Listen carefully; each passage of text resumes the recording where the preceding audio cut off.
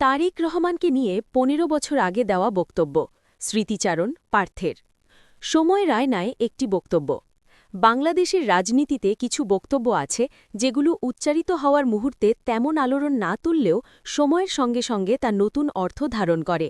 আজ প্রায় ১.৫ দশক পর ঠিক তেমনই একটি বক্তব্য নতুন করে আলোচনায় এসেছে, যেখানে একজন বিশ্লেষক ও রাজনৈতিক পর্যবেক্ষক পার্থ তারেক রহমানকে ঘিরে নিজের মূল্যায়ন তুলে ধরেছিলেন। আজকের প্রেক্ষাপটে দাঁড়িয়ে সেই বক্তব্যের দিকে ফিরে তাকালে প্রশ্ন জাগে, তখনকার সেই কথাগুলো কতটা সঠিক ছিল? সময় কি সেই মূল্যায়নকে সমর্থন করেছে, নাকি বাস্তবতা নিয়েছে ভিন্ন মোড়?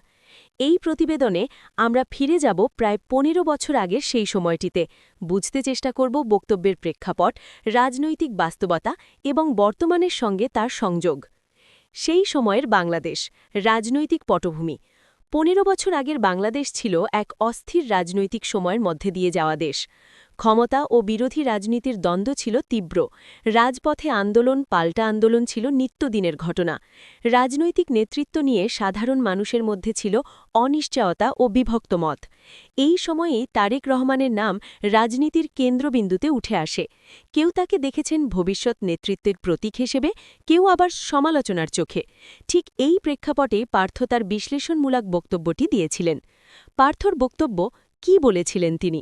সেই বক্তব্যে পার্থ মূলত ৩টি বিষয়ের ওপর জোর দিয়েছিলেন: তারেক রহমানের রাজনৈতিক ভবিষ্যৎ, দলীয় কাঠামোর ভেতরে তার অবস্থান, বাংলাদেশের রাজনীতিতে তার সম্ভাব্য প্রভাব। পার্থ বলেছিলেন, তারেক রহমান এমন একজন রাজনীতিক যিনি বিতর্কের মধ্যেই বেড়ে উঠছেন। তার রাজনৈতিক যাত্রা সহজ হবে না, তবে সময় তাকে হয় ভাঙবে নয় গড়বে, এই দুয়ের মাঝামাঝি কোনো অবস্থান থাকবে না।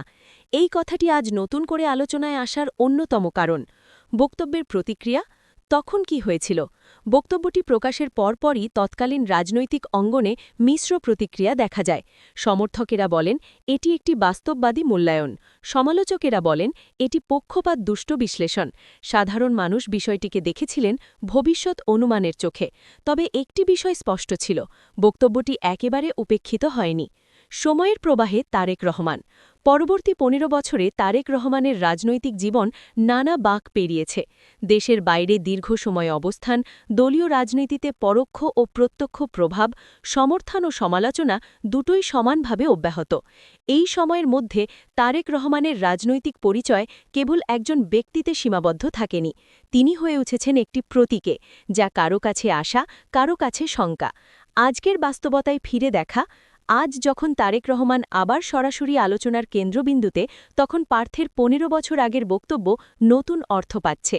বিশ্লেষকেরা বলছেন, বক্তব্যের কিছু অংশ সময়ের পরীক্ষায় টিকে গেছে, কিছু অনুমান বাস্তবতার সঙ্গে পুরোপুরি মেলেনি। তবে সামগ্রিকভাবে বক্তব্যটি ছিল সময়ের চেয়ে এগিয়ে থাকা একটি বিশ্লেষণ।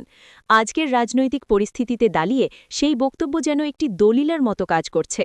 রাজনীতি কি মানুষকে বদলায়, নাকি মানুষ রাজনীতিকে বদলায়? এই প্রশ্নটি পার্থ তার বক্তব্যে পরোক্ষভাবে তুলে ধরেছিলেন। তারেক রহমানের রাজনৈতিক যাত্রা সেই প্রশ্নের বাস্তব উদাহরণ হয়ে উঠেছে। রাজনীতি কেবল আদর্শের লড়াই নয়, এটি ধৈর্য, সময় ও কৌশলের পরীক্ষা। ১৫ বছর আগে দেওয়া একটি বক্তব্য আজ প্রমাণ করছে, রাজনীতিতে কোনো কথাই পুরোপুরি হারিয়ে যায় না। সামাজিক যোগাযোগ মাধ্যমে নতুন আলোচনা। বর্তমানে সামাজিক যোগাযোগ মাধ্যমে পার্থের সেই বক্তব্যের ভিডিও ক্লিপ, উদ্ধৃতি ও বিশ্লেষণ নতুন করে ছড়িয়ে পড়ছে। কেউ বলছেন তিনি আগেই বুঝেছিলেন, কেউ বলছেন সময়ের সঙ্গে ব্যাখ্যার প্রয়োজন আছে, কেউ আবার বলছেন রাজনীতিতে চূড়ান্ত সত্য বলে কিছু নেই। এই বিতর্কই প্রমাণ করে বক্তব্যটি এখনও প্রাসঙ্গিক।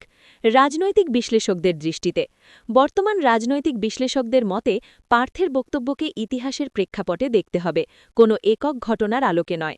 তারা বলছেন, রাজনীতি কোনো স্থির চিত্র নয়, এটি চলমান প্রক্রিয়া। একটি বক্তব্য সময়ের সঙ্গে ভিন্ন ভিন্ন অর্থ বহন করতেই পারে। একটি বক্তব্য, একটি সময়, একটি প্রশ্ন। ১৫ বছর আগে দেওয়া পার্থের বক্তব্য আজ কেবল একটি স্মৃতিচারণ নয়, এটি বাংলাদেশের রাজনৈতিক ইতিহাসের একটি অধ্যায়। এই বক্তব্য আমাদের মনে করিয়ে দেয়, সময়ই শেষ বিচারক। রাজনীতিতে কোনো বিশ্লেষণ চূড়ান্ত নয়, আজকের বিতর্কই আগামী দিনের ইতিহাস। তারেক রহমানকে ঘিরে রাজনৈতিক আলোচনা যেমন চলমান, তেমনি পার্থের সেই বক্তব্যও থাকবে বিশ্লেষণের কেন্দ্রে।